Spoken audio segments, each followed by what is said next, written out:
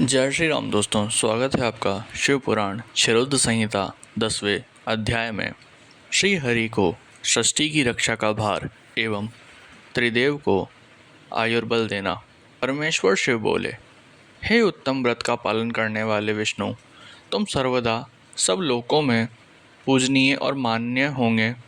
ब्रह्मा जी के द्वारा रचे लोक में कोई दुख या संकट होने पर दुखों और संकटों का नाश करने के लिए तुम सदा तत्पर रहना।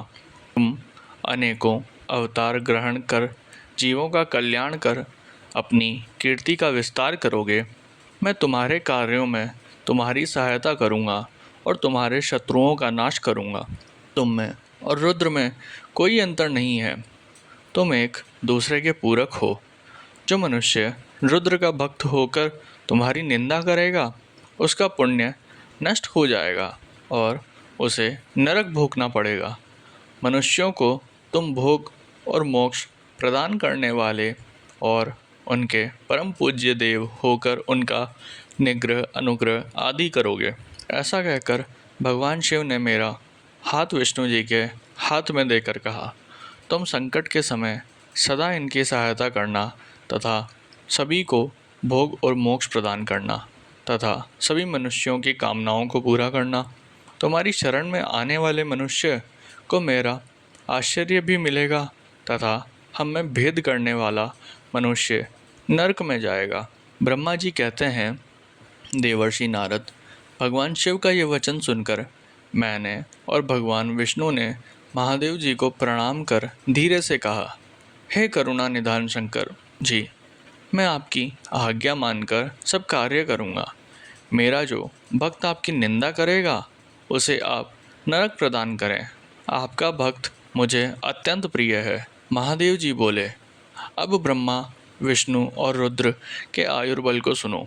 4000 युग का ब्रह्मा का एक दिन होता है और 4000 युग की एक रात होती है।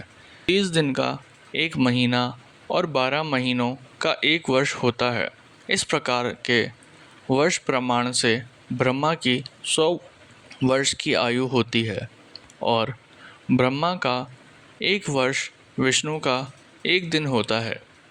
ये भी इसी प्रकार से 100 वर्ष जिएंगे तथा विष्णु का एक वर्ष रुद्र के एक दिन के बराबर होता है और वह भी इसी क्रम से 100 वर्ष तक स्थित रहेंगे। तब शिव के मुख से एक ऐसा श्वास प्रकट होता है जिसमें उनके 21,600 दिन और रात होते हैं। उनके 6 बार सांस अंदर लेने और छोड़ने का एक पल और 60 घड़ी का एक दिन होता है। उनके सांस की कोई संख्या नहीं है, इसलिए वह अक्षय हैं। अतः तुम मेरी आज्ञा से सृष्टि का निर्माण करो। उनके वचनों को सुनकर विष्णु जी ने उन्हें प्रणाम करते हुए कहा कि आपकी आज्ञा मेरे लिए शिरोधार्य है। यह सुनकर भगवान शिव ने उन्हें आशीर्वाद दिया और अंतर्ध्यान हो गए। उसी समय से लिंग पूजा आरंभ हो गई।